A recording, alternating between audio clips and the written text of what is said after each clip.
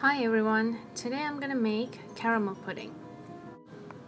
First I'm gonna make the caramel. For this I'm using a half a cup of sugar and I'm going to put that into a pan in medium heat and let it slowly caramelize.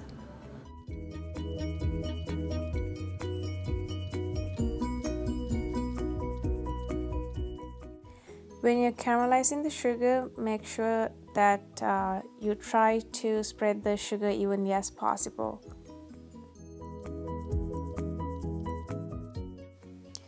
When the sugar starts getting caramelized, lift the pan a little bit from the heat, about 2 or 3 inches, and start swirling.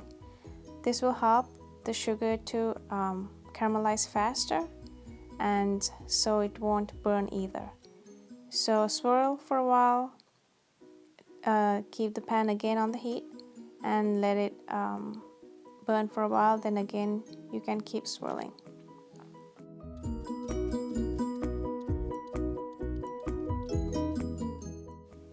It took me about 10 minutes to caramelize the half cup of sugar. If you use a bigger pan, it can be faster because the layer gonna be thinner. So this is the hardest part when making caramel pudding.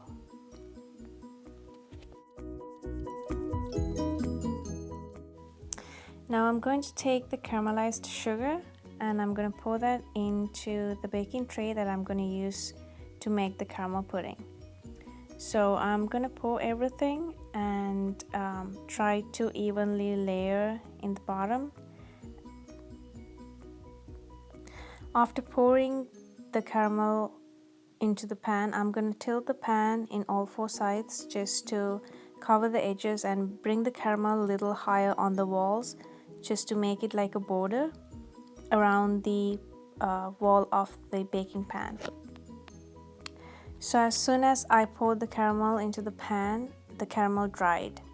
So I am going to turn on the heat a little bit on the cooker so it will melt again, but make sure that you're not going to burn your hands when you touch the pan if it is hot. So when it melts, you can do the border around, just like this.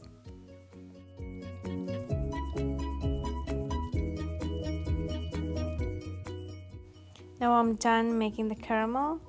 Let it sit aside, don't leave it on the burner, and let's move on to the pudding.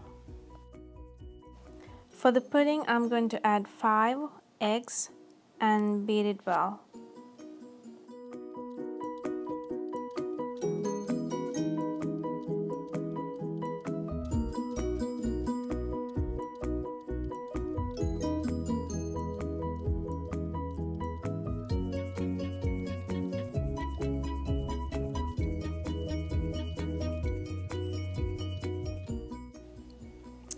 To the beaten eggs, now I'm going to add 1 can of condensed milk.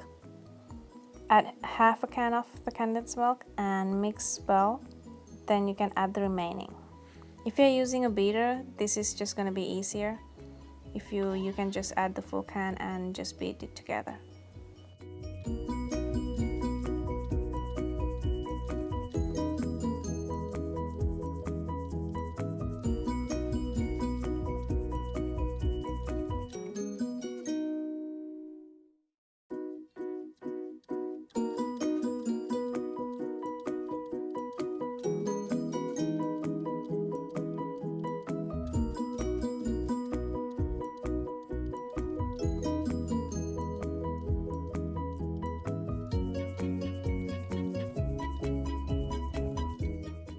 After adding the condensed milk to the same can, I'm going to add 1 can of water, then another half. So it's going to be 1.5 of water from the same can.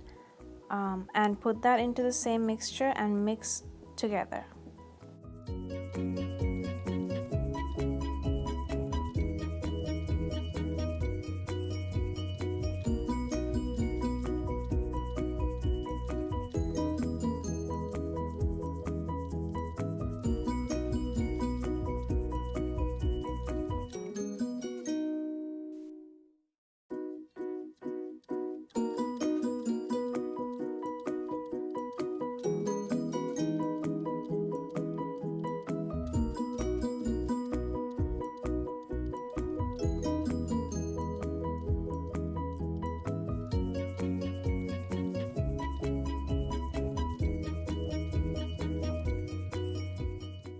Now I'm adding 1 teaspoon of vanilla extract to the mixture.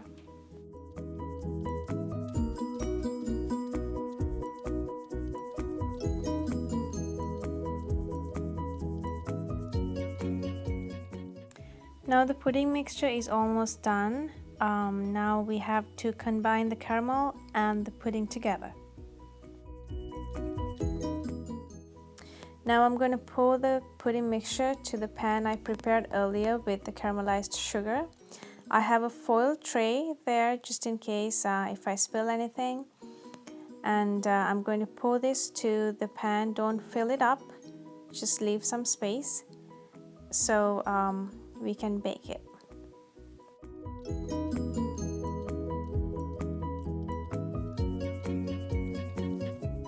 So when you bake the caramel pudding, you're going to bake it on a water bath. So you are going to keep the pan in a bigger tray and fill that tray halfway through with hot water for about an inch. Make sure that the water won't get into the pudding, and don't cover the pudding and bake it for an hour.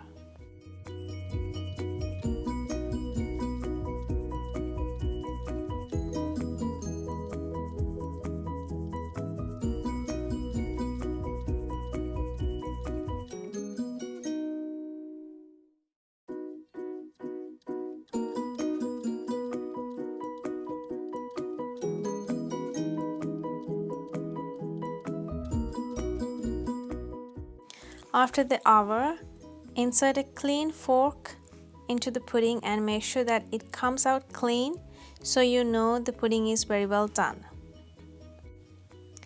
When the pudding is done, take it out from the oven and let it cool for about half an hour. After the half an hour, just run a knife through around the edge just to release the pudding from the pan before you turn it upside down.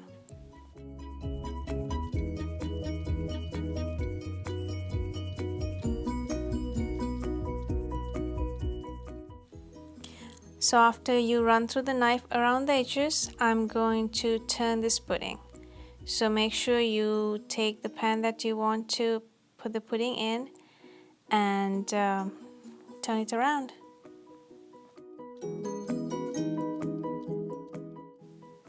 So this is going to be the final outcome of the caramel pudding. Make sure you take the caramel from the pan and it's all good to go. Hope you liked the video. If you like it, thumbs up and don't forget to subscribe. Thank you for watching. See ya!